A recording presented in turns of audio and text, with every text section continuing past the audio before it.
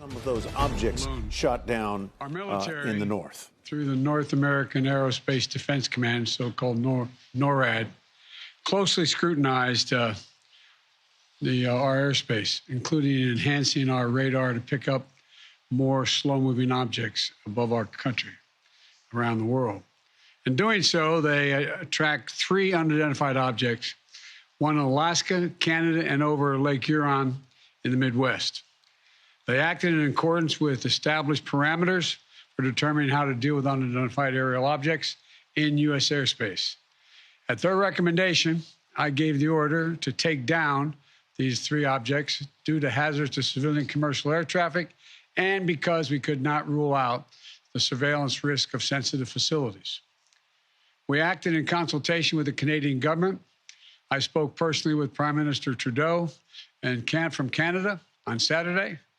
And just as critically, we acted out of an abundance of caution and an opportunity that allowed us to take down these objects safely. Our military and the Canadian military are seeking to recover the debris so we can learn more about these 3 objects.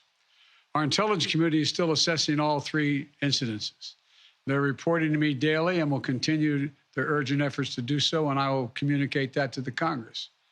We don't yet know exactly what these 3 objects were, but nothing right now suggests they were related to China's spy balloon program or that they were surveillance vehicles from any other country. The intelligence community's current assessment is that these 3 objects were most likely balloons tied to private companies, recreation or research institutions studying weather or conducting other scientific research. When I came into office, I instructed our intelligence community to take a broad look at the phenomenon of unidentified aerial objects. We know that a range of entities, including countries, companies, and research organizations, operate objects at altitudes for purposes that are not nefarious, including legitimate scientific research. I want to be clear. We don't have any evidence that there has been a sudden increase in the number of objects in the sky. We're now just seeing more of them, partially because the steps we've taken to increase our radars, to narrow our radars.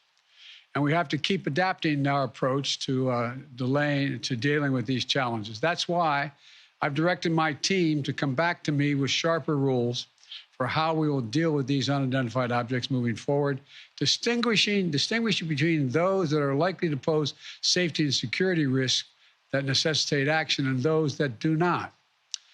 But make no mistake, if any object presents a threat to the safety and security of the American people, I will take it down.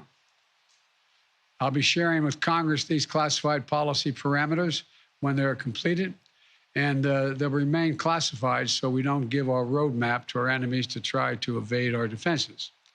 Going forward, these parameters will guide what actions we'll take while responding to unmanned and unidentified aerial objects. We're going to keep adapting them as the challenges evolve, if it evolves. In addition, I've directed my national security advisor to lead a government-wide effort to make sure we are positioned to deal safely and effectively with the objects in our airspace. First, we will establish a better inventory of unmanned airborne objects in space above the United States airspace and make sure that inventory is accessible and up to date. Second, we'll implement further measures to improve our capacity to detect unmanned objects in our airspace. Third, we'll update the rules and regulations for launching and maintaining unmanned objects in the skies above the United States of America. And fourth, my Secretary of State will lead an effort to help establish common global norms in this largely unregulated space. These steps will lead to safer and more secure skies for our air travelers, our military, our scientists, and for people on the ground as well. That's my job as your President, Commander-in-Chief. As the events of the previous days have shown, we'll always act to protect the interest of the American people and the security of the American people. Since I came to office, we've developed the ability to identify, track, and study high-altitude surveillance balloons connected with the Chinese military. When one of these high-altitude surveillance balloons entered our airspace over the continental United States earlier in the month, I gave the order to shoot it down as soon as it would be safe to do so. The military advised against shooting it down over land because of the sheer size of it. It was the size of multiple school buses and posed a risk to people on the ground if it was shot down where people lived. Instead, we tracked it closely, we analyzed its capabilities, and we learned more about how it operates. And because we knew its path, we were able to protect sensitive sites against collection.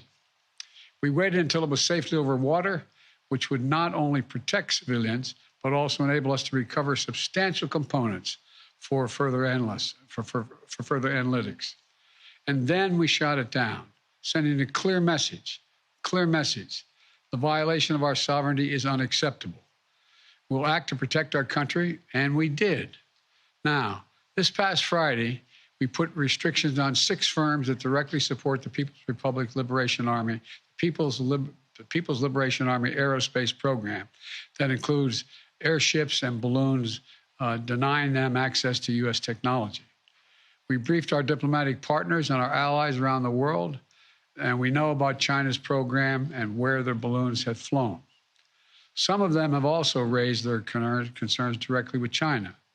Our exports have lifted components of the Chinese balloon's payload off the ocean floor. We're analyzing them as I speak, and what we learn will strengthen our capabilities. Now, we'll also continue to engage with China, as we have throughout the past 2 weeks. As I've said since the beginning of my administration, we seek competition, not conflict with China. We're not looking for a new Cold War, but I make no apologies, and we will compete. And we'll responsibly manage that competition so that it doesn't veer into conflict. This episode underscores the importance of maintaining open lines of communication between our diplomats and our military professionals. Our diplomats will be engaging further, and I will remain in communication with President Xi. I'm grateful for the work of the last several weeks of our intelligence, diplomatic, and military professionals who have proved once again to be the most capable in the world. And I want to thank you all. Now, look, the other thing I want to point out is that we are going to keep our allies and the Congress contemporaneously informed of all we know and all we learn.